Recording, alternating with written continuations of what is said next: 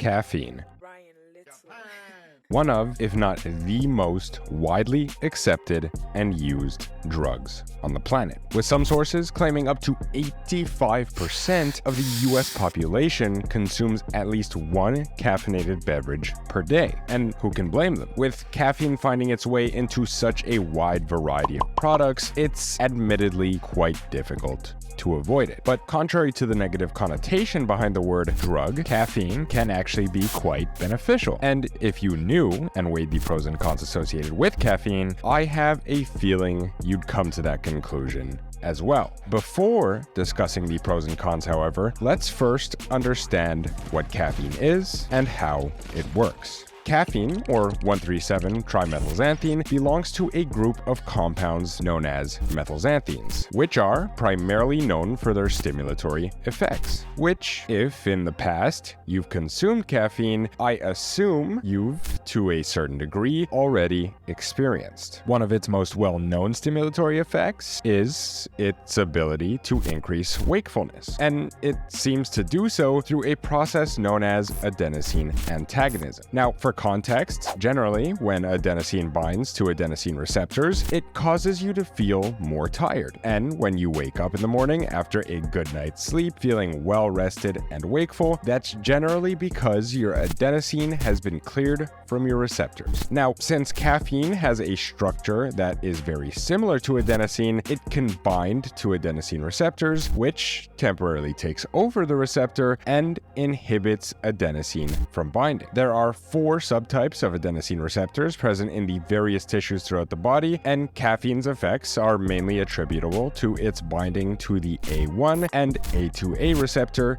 in the brain, which is the primary driver of many of caffeine's effects, such as increased wakefulness, alertness, blood pressure, and heart rate. And when it comes to caffeine's ergogenic effects, the main effects are less perceived pain, less perceived exertion, and enhanced maintenance of motor unit firing rates. So now that we understand the main mechanism behind caffeine's effectiveness, you may be wondering what the actual benefits of caffeine are. And when you take a look at a 2019 umbrella review, which is basically just a meta-analysis of meta-analyses by Ergogenic et al. With the goal of systematically reviewing, summarizing, and appraising findings of published meta-analyses that examine the effects of caffeine on exercise performance, we see that caffeine has a positive impact on aerobic endurance, muscle strength, muscle endurance, aerobic power, vertical jump height, exercise speed, and short-term high-intensity exercise. So, caffeine supplementation amongst athletes is a no-brainer. And other than just the ergogenic effects, there are also health benefits associated with the antioxidants found in coffee and tea, namely reduced risk for mortality, liver conditions, depression, arthritis, certain cancers, type 2 diabetes, and other components of metabolic syndrome. So now that we know the benefits associated with caffeine, let's understand how to actually use it. And when looking for benefits for the more nootropic aspects of caffeine, such as increased alertness and wakefulness, doses less than 3 milligrams per kilogram of body weight generally seem to do the trick. So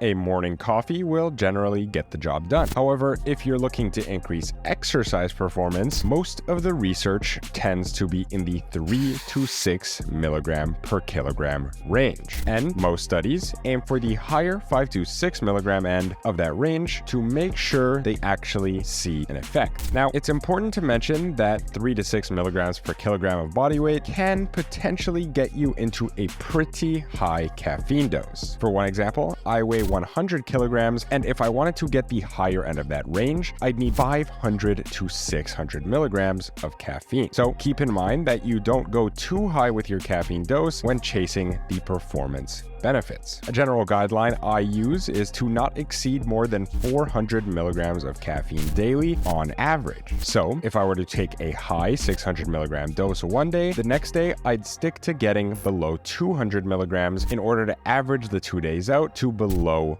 400 milligrams. Now, I'd like to also mention that for caffeine enthusiasts, getting more than 6 milligrams per kilogram of body weight does not seem to show any increase in the performance benefits in the literature. In fact, some studies show a detrimental effect of exceeding 6 milligrams per kilogram of body weight, with one study showing participants who ingested 9 milligrams per kilogram reported effects like tremors, dizziness, profuse sweating, and vomiting. Now, generally, whenever taking caffeine before going to the gym, the literature seems to suggest that you should take it 30 to 90 minutes before the gym, depending on how fast a caffeine metabolizer you are and what type of food you ate, if any. My general rule of thumb is to hit the middle 60-minute mark of that range and adjust from there depending on your personal experience of when you feel the caffeine hits you the most, since caffeine metabolism is very individual. And speaking of caffeine metabolism, I should mention that genetics play a huge role in the rate at which you metabolize caffeine. Therefore, the half-life of caffeine has tremendous variability. The general estimate is a 3 to 6 hour half-life, but some studies have shown it can range from 2 hours all the way up to 12. Now, this video isn't long enough to get into the details of the genetic differences in relation to caffeine, but I will link a Stronger by Science article down below by Eric Trexler that does get into a bit more of detail on the topic. Now, a common concern I often hear about caffeine is caffeine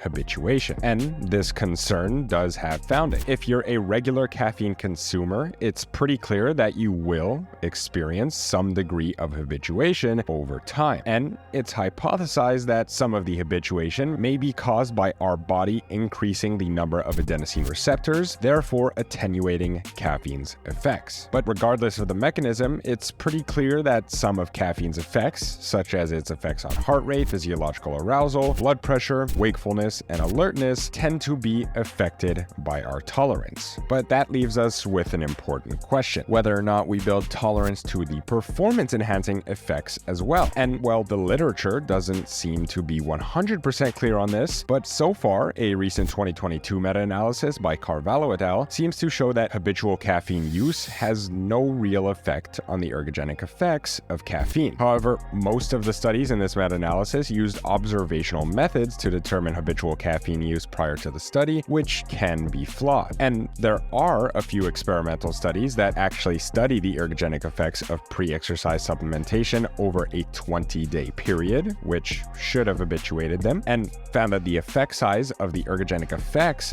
decreased, but didn't completely disappear. So my conclusion of the current research is that there's not much, if any, effect of habitual use on the ergogenic effects of caffeine if properly dosed. However, if you are still skeptical and would like to ensure there's no effect on the ergogenic aids of caffeine, you can instead caffeine cycle, which is essentially just to take a 3 to 7 day break every 3 to 4 weeks in order to resensitize your response to caffeine with larger caffeine doses, likely requiring the longer end of the break range. Now, lastly, we have a topic that I often get questions and concerns about for very good reason: sleep, which is actually, in my opinion, the most important topic du jour, since proper sleep is crucial to all aspects of health and fitness, and in my opinion, is the closest thing a natty can get to taking steroids. And even though I'd love to go on an in-depth dive on the benefits of proper sleep, I'll leave that as a topic for another video. So, since we know caffeine binds to your adenosine receptors and increases wakefulness, it's understandable to be worried about its effects on sleep. And there's actually lots of research showing us that this is in fact the case. Even for individuals who claim they can take caffeine right before bed and fall asleep quickly and still sleep fine, the research shows us that regardless of how much sleep you're getting or how quickly you fall asleep, caffeine will still disrupt your sleep quality even if you get a full 8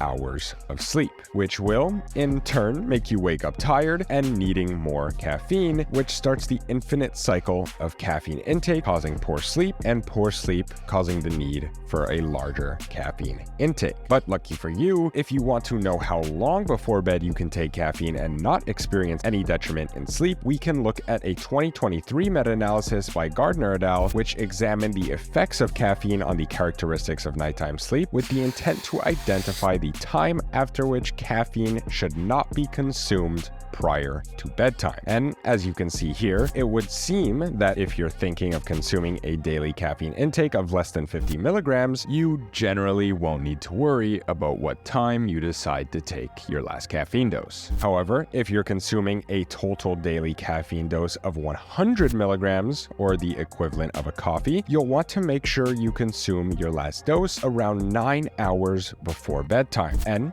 if you're consuming a total daily caffeine dose of around 200 milligrams, or approximately 1 scoop of pre-workout, you'll want to consume your last dose around 13 hours before bedtime. Now, these are just general guidelines based off averages, so it may be different for your individual scenario depending on how fast a caffeine metabolizer you are. However, this information is still good to have for lots of people or as a general guideline. But for the average gym goer, I suspect most of you will be consuming more than a total 200 milligram per day dose, which makes sense if you're trying to reach the 3 to 6 milligram per kilogram threshold for the ergogenic effects of caffeine. So for anyone who does typically take a larger than 200 milligram dose, yet wants to still have good sleep quality, I recommend taking that dose as early as possible in the day. And if you can't take it early, given that you may work out late in the afternoon, I recommend implementing daily undulating caffeine dosing, which, to put it simply, is just to take a low to no dose on most days of the week and increase your caffeine dose to the 3 to 6 milligram per kilogram range on days that are very important in your workout or that just tend to require more effort out of you. This should theoretically simultaneously stop caffeine habituation and reduce the risk of any chronic sleep loss or drop in sleep quality, therefore allowing you to not only get the benefits associated with caffeine, but to get the benefits of caffeine while well rested, which is, of course, the best combination an athlete can hope for. So if you do decide to take caffeine and keep all of this information in mind when doing so, I'm confident you'll be able to see great benefits with this new addition to your supplement stack. Yo, what's going on, guys? I'd like to thank you all so much for making it this far into the video. Don't forget to leave a like, subscribe, comment, and share the video if you know someone else who might also benefit from the information in this video. It would be very, very, very much appreciated, given that it takes a lot of time and effort to put all of the information into an easily understandable and hopefully entertaining form. Again, I'd like to thank you all so much for watching the video, and I will be seeing you guys next time. Peace.